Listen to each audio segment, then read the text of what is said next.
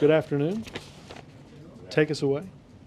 What was the president's reaction to the arrest yesterday of the suspected Russian spies? I'm just going to leave this at, obviously the president was fully and appropriately informed. This was a law enforcement action, and law enforcement acted appropriately, and he did not have a personal reaction that I know of.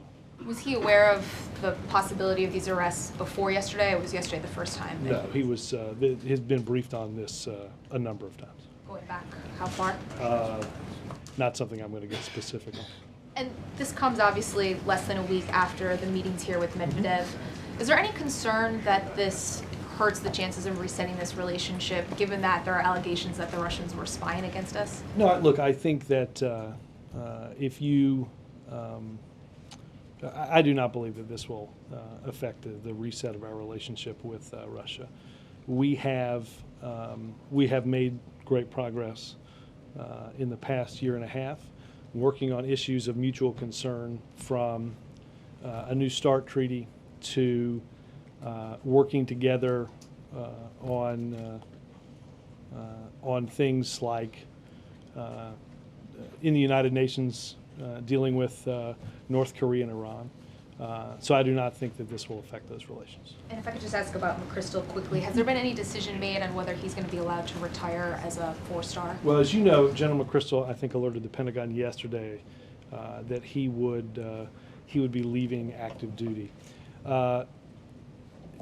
As you also know, that he has not been in the position, a 4-star position, long enough to retire as a 4-star.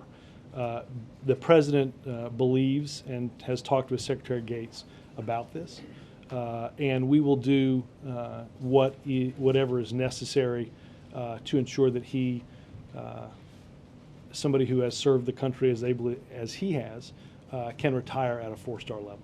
So you will Yes, try to allow him to retire as a 4-star? Yes, absolutely. Thank you. Robert, does the White House support removing the bank tax from the financial regulation bill in order to gain 60 votes? Jeff, obviously we are working with the conferees on removing any hurdles to passage of strong financial reform legislation, which we're on the cusp of doing. So I would leave it at we're working with them to ensure that we have 60 votes to move this legislation forward. Do you see that tax as one of the hurdles that could be removed? Obviously that's certainly a discussion that is going on amongst those on Capitol Hill. And if those on Capitol Hill went that way, is that something that you would support? Well, again, we're working with them to look for any solution that might be needed. And on climate change today, after the meeting, the statement said that the president was open to other approaches aside from putting a price on carbon to get several different goals, like reducing the U.S. dependence on foreign oil. What other approaches would he be open to specifically? Well, look, I don't want to narrow or open up our legislative bidding from up here. The president reiterated his position that putting a price on carbon he believes is the right policy. I think science has shown why that's important. I do think that you had a bipartisan group of legislators here who understand the need to move this legislation forward and get something done this year. And I think the president was hopeful after that meeting that we can find common ground on a lot of different subjects. And does he think the legislation can be passed this year? Yes. Yes. Yes, ma'am. Tom Balanoff is a local labor leader in Chicago, and in testimony today at the Blagojevich trial, he talks about a phone call that he got from Barack Obama on Monday evening before the Tuesday election, in which he quotes Mr. Obama as saying that he thinks Valerie Jarrett should be United States Senator, that she fits the criteria. I would prefer that she remain working for President Obama, but she does want to be senator. And Balanoff said he told the soon-to-be president, I said, thank you, I'm going to reach out to Governor Blagojevich with that. Did the president make that phone call? You're telling me about this testimony. I'm not going to get into commenting on obviously an ongoing trial, and I have not had an opportunity to see that. But you've said before that the president did not get involved with the suggestions or the conversations with Yeah, LaGuardia. and I'm just not going to get into commenting on an ongoing trial. Dan? Yes, Robert. When the president met with President Medvedev, did they discuss at all the Russian spy ring? No. And can you tell us anything more about the president's speech on Thursday on immigration? What will be the main message, and who will it be aimed at? Well, look, I will, as you know, the president met with groups that believe, as he does yesterday, that a comprehensive solution to immigration has to be sought and passed.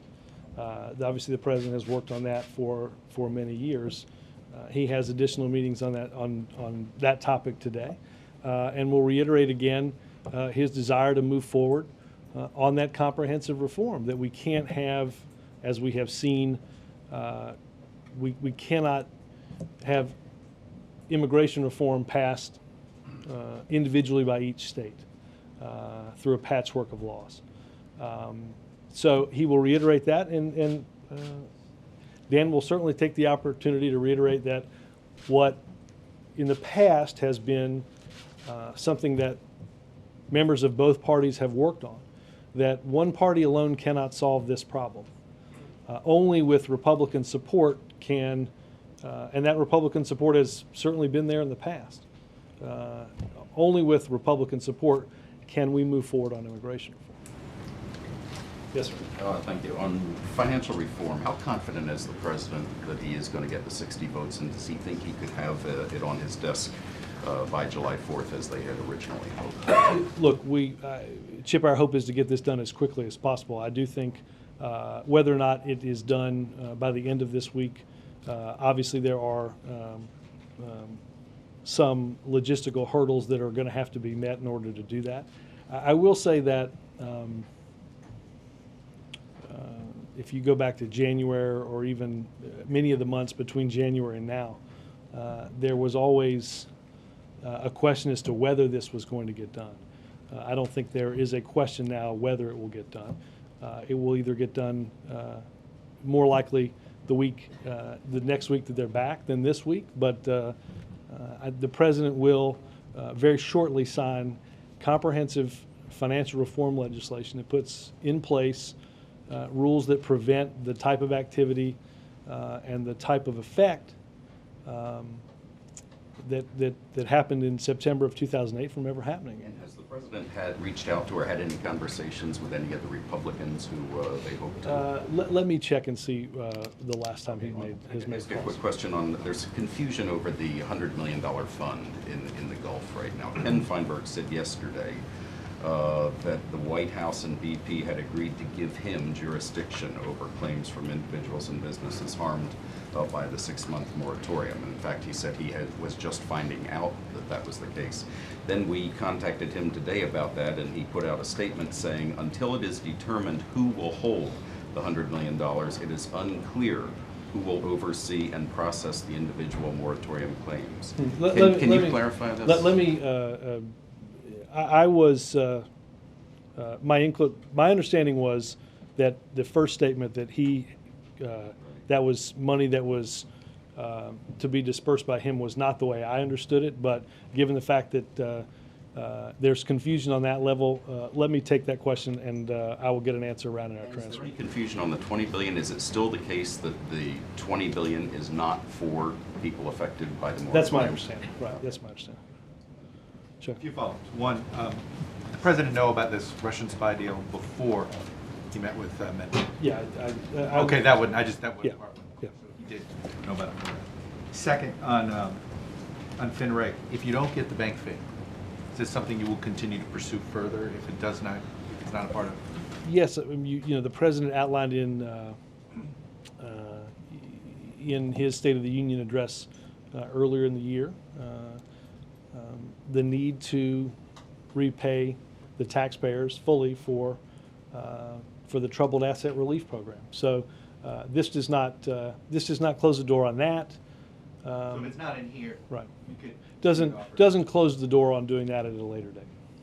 On energy, can you make a argument that you can price carbon without it without it being a tax?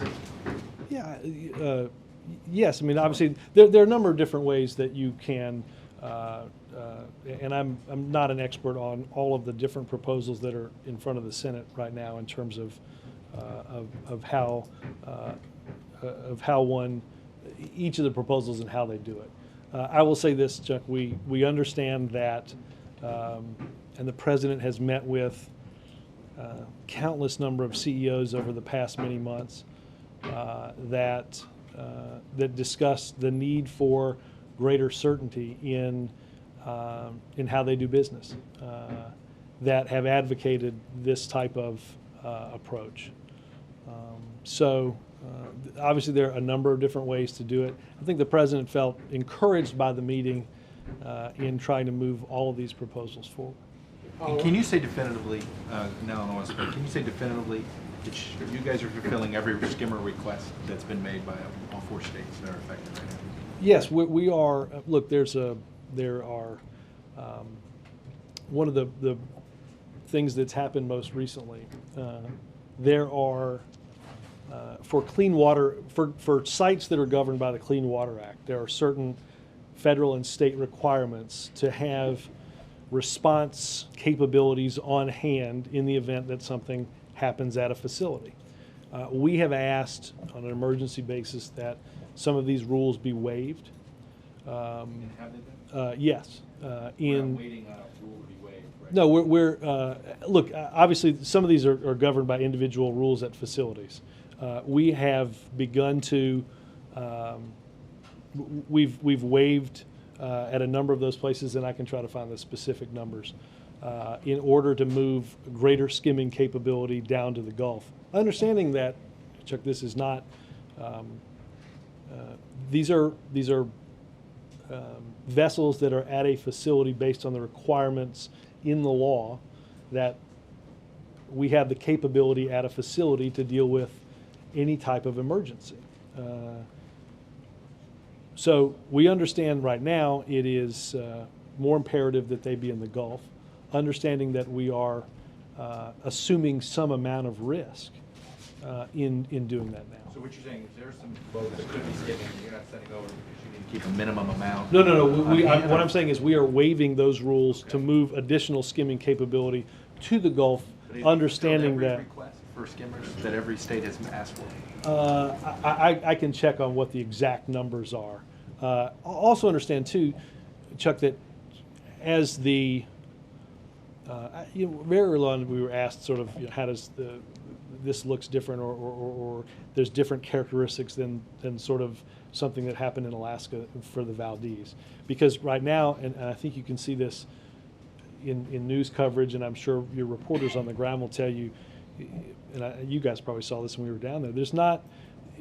There isn't just one slick, right? There are smaller slicks of oil identified by planes, radioed to boats, skimmers sent to intercept those pockets of oil, and we're at a point in which obviously different capabilities are called on based on the characteristics of the spill having changed some as well. It's not one mass of oil. It's many. Why are we hearing from local leaders? There are not enough skimmers. There are not enough skimmers. Where do you think that's coming from? Well, I think that's coming from the fact that this is an unprecedented emergency. We worked early on to, and many states, I will say, many states updated their response plans after this happened because, for instance, the boom requirements, those are plans that are put in place by the states into what they think they need. I don't know whether skimmers are in those ACPs or not. But obviously, as the depth of the response, I should say the length of the response has gone on, those plans have been augmented, and we will continue to move as many additional skimming capabilities as we can down to that region. Yes, ma'am. Ahead of the energy meeting today, the White House said that the goal was to figure out where the common ground was on energy legislation. Afterwards, Senators Lieberman and Kerry said that there was consensus to do a price on carbon, though perhaps not economy-wide, but modified in some version. Is that also the White House view of where the consensus was, and is that where you think this is headed now? I don't, look, obviously, Senator Reid is going to figure out the vehicle that moves in the Senate. I wouldn't disagree, obviously, with what Senators Kerry and Lieberman said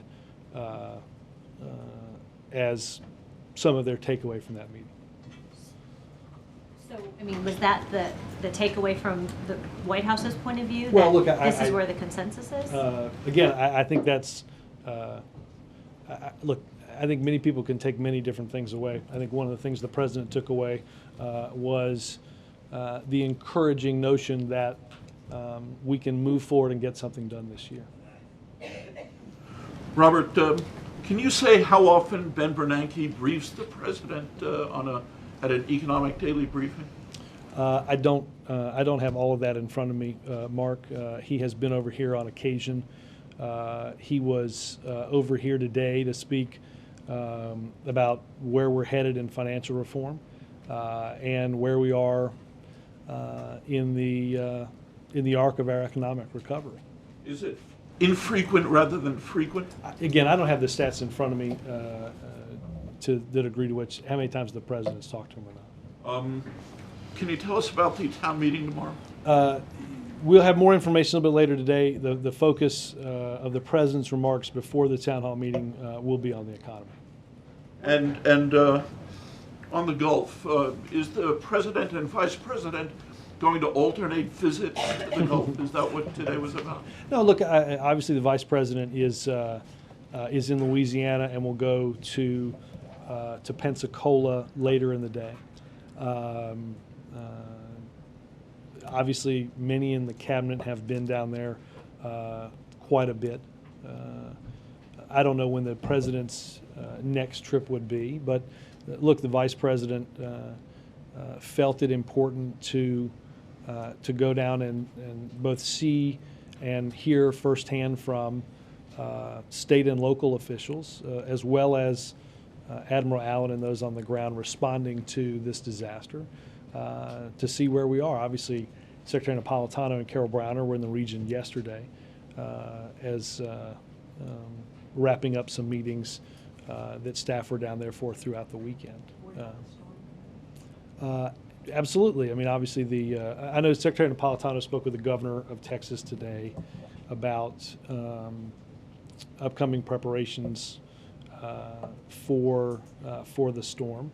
I think many of you all have talked to folks here and in the Gulf about preparations that have to be taken in the event that a storm more closely comes into the area, and in preparation for the possibility of this a few days ago. Obviously, equipment was taken off of the Enterprise, which I think Thad Allen said yesterday would delay the next step in the containment, which is a helix device that will increase our capability off of the second line coming up from in addition to the top half.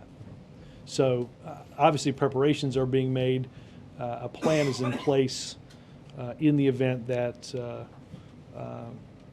vessels have to be moved, people have to be evacuated, and obviously we continue on the long-term steps through the drilling of the 2 relief wells to ultimately get this well capped, which would be a permanent solution that we would not be dependent on Mother Nature, or I should say Mother Nature wouldn't dictate what our capabilities are on the surface.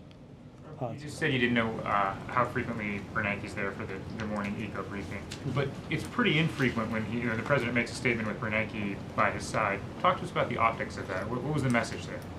Well, look, again, Chairman Bernanke was here to talk of several things. Obviously, the president concluded some important meetings over the weekend on the international response to the economic crisis that we've all dealt with. We're on the cusp of real and genuine financial reform. We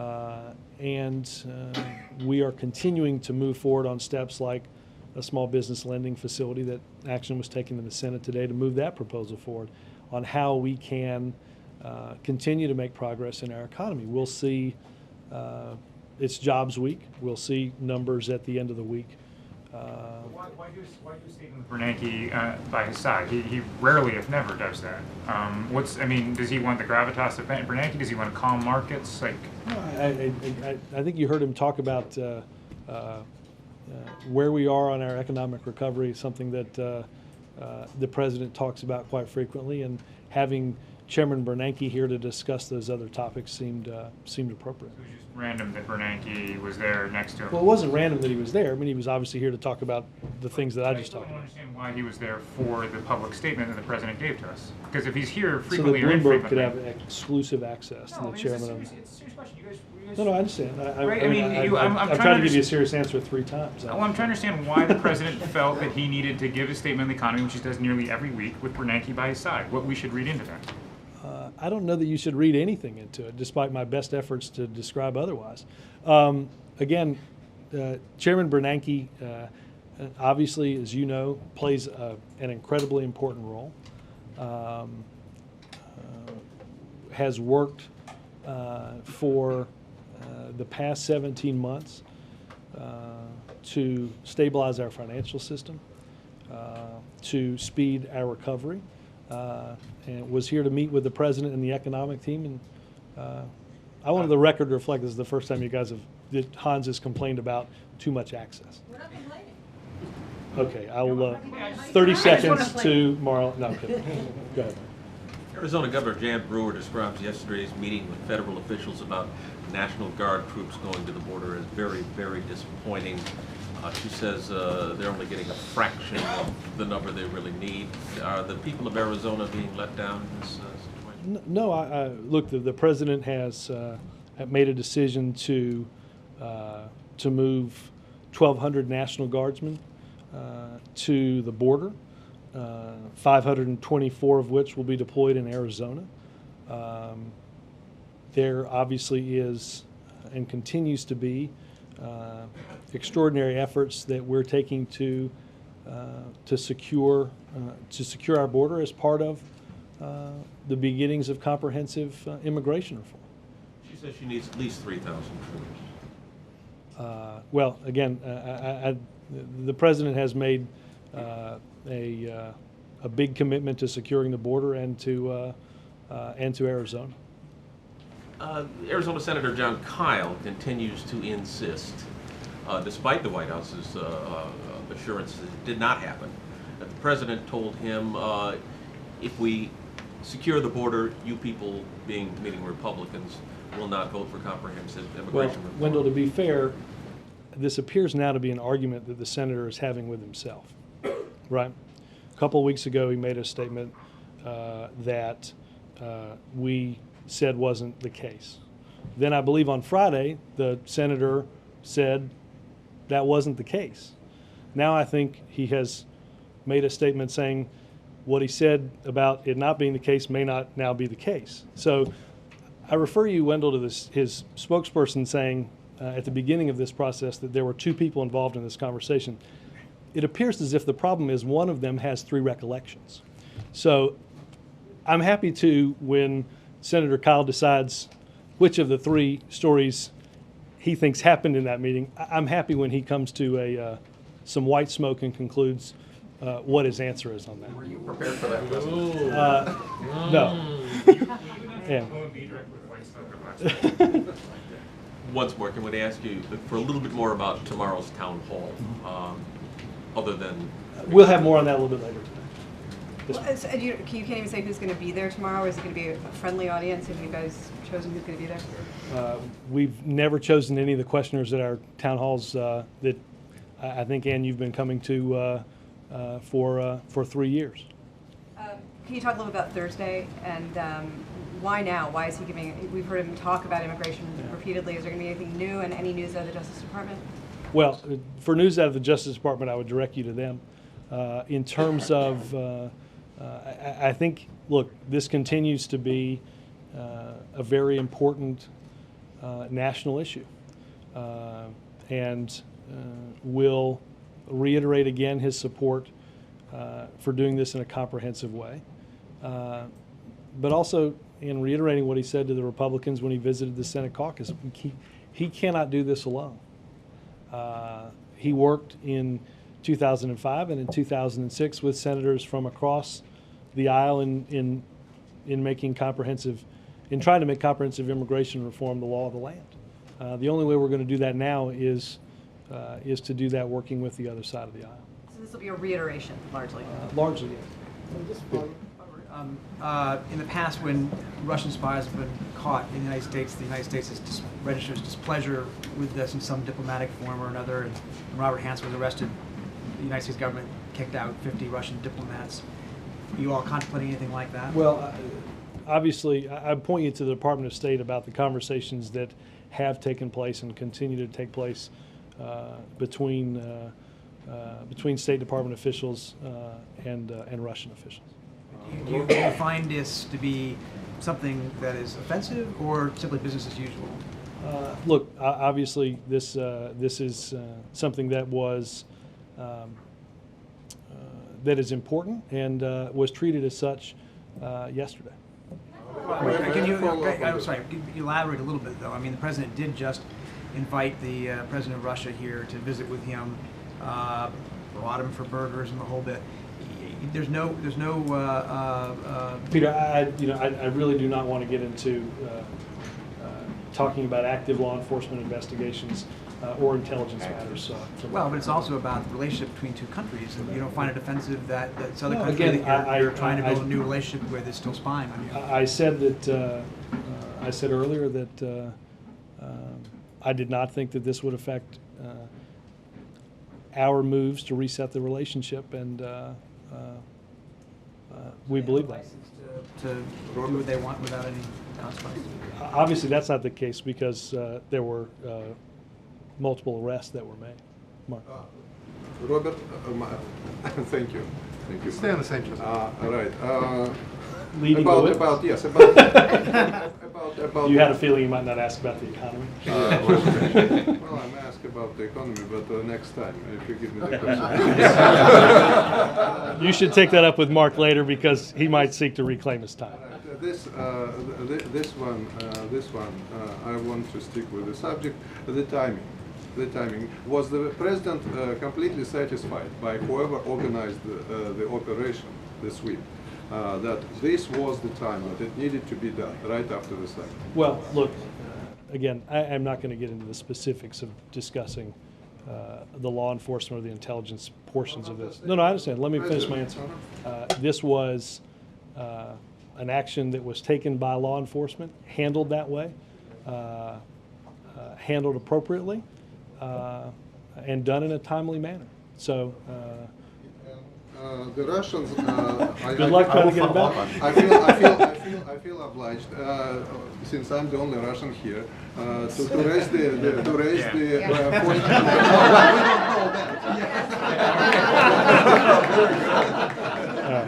Now I'm like the straight man for a bunch of people standing on the side. All right. But I'm the only official Russian. And as such, I want to raise the point that is being raised by my government officials who say this is a deliberate attempt to undermine, frankly, the president's policies, and some people even say the president himself. What's your response? The president of Russia, I assume you're talking about. No, look. His policy of reset. You say it will not affect the policy of reset, but what about an attempt to do that? I can't speak to that. There are, again, I described this, I think, accurately as a law enforcement activity that was handled as such, was done correctly. I do not believe that this will have a great effect on our efforts to reset our relationship with Russia. Just to follow up, the president had absolutely no influence over the timing of the arrest, one way or the other. This is dictated by law enforcement. Was that a yes or that was a no? We did not. I want to be clear about it. I was. The timing of this was dictated by law enforcement. Thank you, Robert. Just two questions. I'm going to go tomorrow and then we'll go ahead. On the Saudi visit, I'm wondering if the president plans to ask the Saudis again for more gestures to Israel. He's done that in the past, hasn't gotten a whole lot of. I was results not for it. in the. Mara was not in the Yeah. in the statements that were just made. The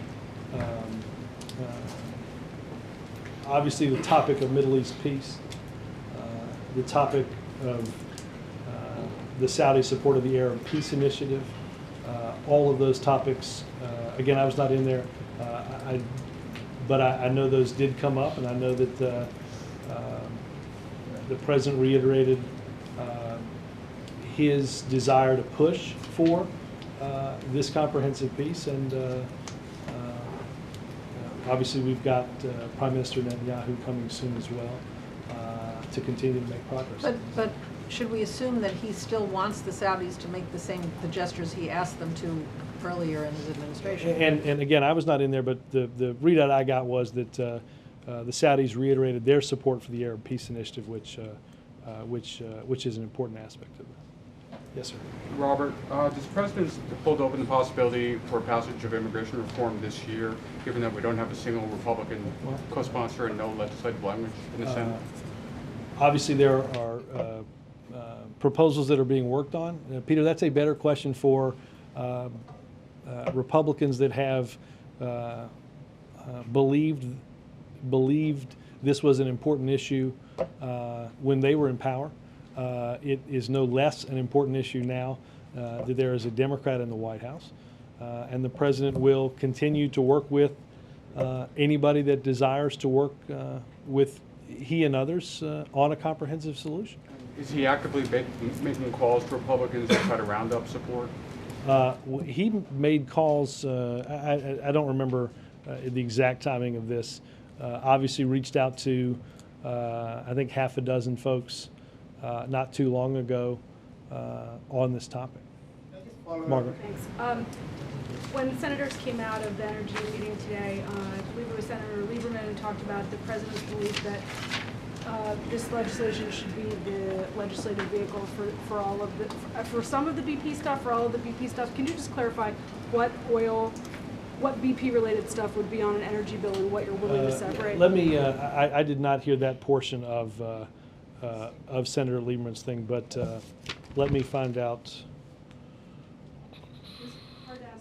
Questions in the atmosphere. But can you at least tell us what the president said in that meeting about BP? I was not in the meeting, but again, I will clarify what part of whether energy legislation that would move through the Senate. I think you're asking me is the vehicle for some of the changes that we have sent up and some changes obviously proposed by others in dealing with. So that people feel obliged to vote for it, or are there some things you're willing to separate because they need to be passed, Well, look, quickly and not? on a number of occasions, there have been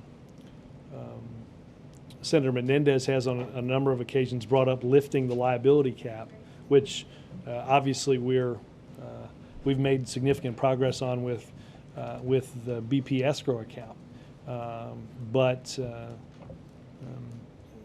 there certainly have been attempts at doing this in a standalone way or doing this as an amendment to a piece of legislation that's being considered. He was talking about, like he knew something, I just wasn't clear. Let what he said. me check with Thanks. with those guys. April? Robert, on Elena Kagan, could you give us a little TikTok about the president watching her? We didn't have a briefing yesterday, I suppose. He was probably watching some of the statements, and today was he watching? I have not heard him talk about watching. I know he met with her briefly before going up to the Senate, wishing her luck in the hearings, and continues to believe that she is will be a very capable Supreme Court justice, believes that she will have the support that's necessary to be confirmed. And I think if you look at, I think, I've not talked to him about this, but I think certainly my view of the hearings is that that she is providing full, open, and forthcoming testimony about issues in the law. And I think despite efforts by others to create a pattern of fact that doesn't exist on military recruiting at Harvard, she has explained why news accounts, why documents that were released by the Pentagon, and why students that were at Harvard and are now serving this country overseas continue to believe, as she has said, that the military had full access to the campus at Harvard. But do you believe that those are legitimate concerns to be raised? I mean, you're saying... I think they've been raised. I think they've been answered. I think there are, these are Supreme Court hearings. There are no shortage of games that are being played. And also, on another topic that I continue to ask, black farmers. Mm-hmm. Today is, what is it, June 29th and the 30th? Is it 29th. 29th? Yeah, okay, good, I'm right. All right, June 29th, tomorrow's the 30th. The deadline, again, comes Well, up. again, this is part of legislation that continues to be blocked in the Senate. Republicans, how are you going to get Republicans to come in? Well, we're continuing to work with them. We're continuing to make attempts to look. We were talking about the economy earlier. Contained in the tax extenders bill are tax cuts for small businesses, tax cuts for research and development, unemployment benefits for those who, as a result of this recession, find themselves as part of the long-term unemployed. I think the president has, on every one of those occasions, weighed in for the importance of that legislation passing. Is it the right economic climate for this to happen? Which part? The black farmers, the 1.25 again, billion. this is not dependent on the economic climate. This is dependent upon a settlement that has been reached. Savannah? Assistant Secretary of State for European and Eurasian Affairs Phil Gordon said today that President Obama said in this reset of the relationship with Russia, there would be areas of agreement and disagreement, and we should see this spying issue in that context. Does the administration agree with that assessment? Savannah, I'd want to look at Phil's full remarks before I comment on it. Is the administration considering any diplomatic consequence Well, to again, Russia's spying? as I said, there are. I will let the State Department read out the conversations that have been had on this issue. Considered. The State Department can give you that answer. Robert, just two Robert, questions, Robert, House Minority Leader John Boehner today likened your approach to financial regulatory reform to, quote, killing an ant with a nuclear weapon. Yeah, if I understand the analogy correctly, I think it's important, Glenn, that we understand that he apparently believes that the financial crisis, I think that the ant in that is the financial crisis. Now, I don't know whether opening one's mouth and removing most of the doubt that you're completely out of touch with America in thinking that a financial crisis that caused 8.5 million jobs to be lost, the savings of tens of millions of Americans wiped out in a financial crisis, to have lives altered forever, to make that type of analogy, I think demonstrates, well, I will say it demonstrates how out of touch you are currently, and it demonstrates exactly the type of mindset that he would bring to leading the House of Representatives. It's led him to oppose an economic recovery plan that has grown our economy and brought us back from the brink of a Great Depression. He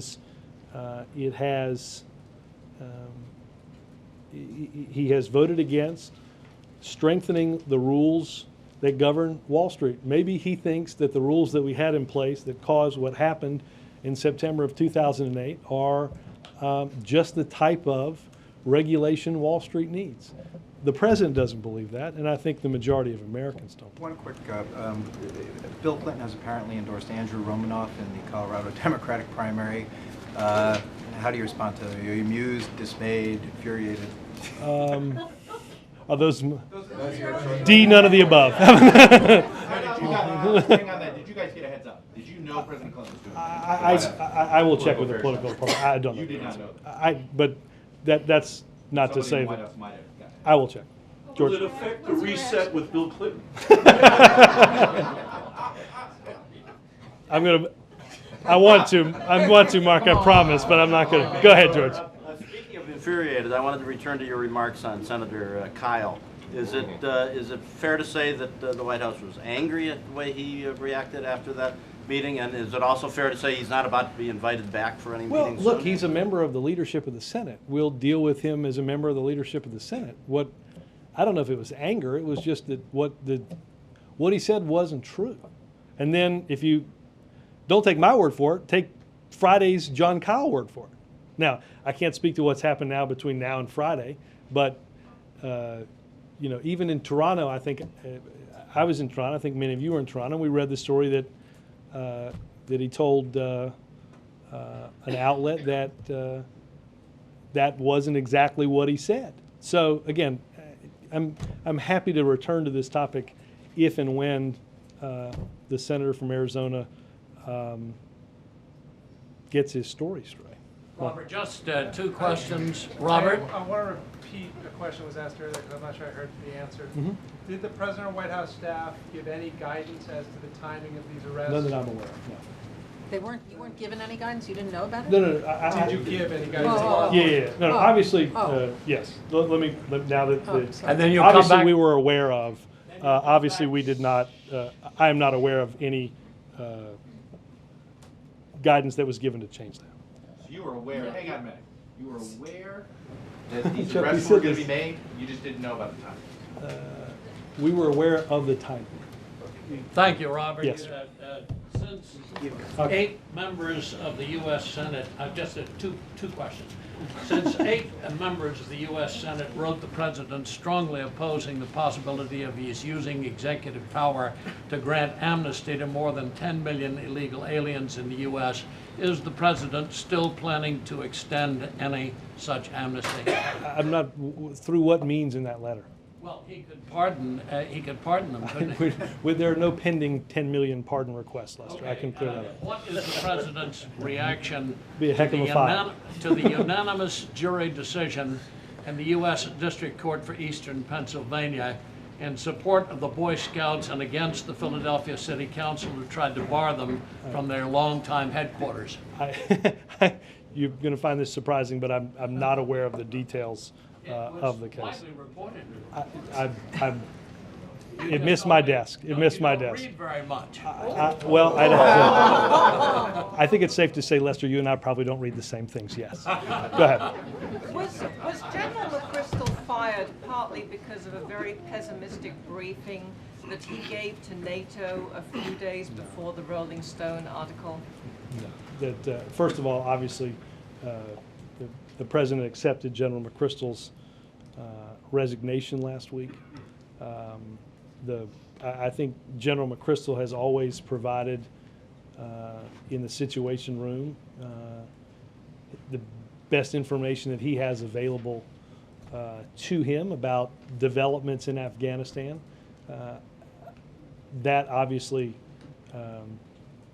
played, whatever was said in that briefing, played no role in the actions that General McChrystal came in and provided his resignation to the president on. So this very negative briefing that he gave to NATO did not play into it at all?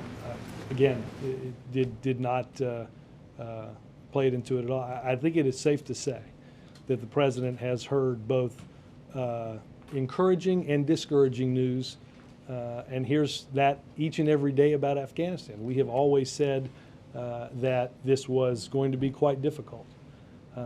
So that obviously has played no role in anything that's happened here. And again, I would say to you, going back to the premise of your question, and I think the events of last week played out, I think, quite clearly for the world to see. General McChrystal came in and offered to the president, and the president accepted his resignation as our commander in Afghanistan and ISAF's commander in Afghanistan. We sent General Petraeus, we sent his name up. His hearings are ongoing, and I believe he will be confirmed as both the commander of our forces and ISAF forces, and will soon head to that region. Yes, sir. Are you concerned if General Petraeus wants to free up the troops to be able to use more force more liberally in Afghanistan, that the ensuing possibility of civilian casualties might turn the Afghans against us? No, again, I think that I'd let General Petraeus' comments on the rules of engagement, I'd refer you to what he said on that. Obviously, anybody that is commanding troops is going to take into their thought process a lot of different aspects involving rules of engagement. Yes, Thank you, Robert. During the joint press session with President Medvedev on Thursday, the president made reference to the fact President Medvedev had opened a Twitter account, and as the president himself has one, and that someday they would be tweeting and possibly replace the red phones that they're using. Have they been in touch at all since the events that happened on Saturday, either by Twitter or the phone? Quite the lead, wasn't it? I'm not entirely sure where the whole beginning of that was going. I do not know the nature of how many times they might have spoken Sunday in Toronto. They have not been in touch that I'm aware of yesterday or today. Are there any red phones in the White House? None that I have found. Are you aware of the timing? I don't mean to, just to close up one loop. Are you aware of the timing of this arrest before the Medvedev visit? I don't. Or Medvedev. I know. I will consult everyone's. You don't know if you were aware of the timing of the arrest before Medvedev's visit? I don't know the answer to that. I will check his Twitter account. Thanks, guys.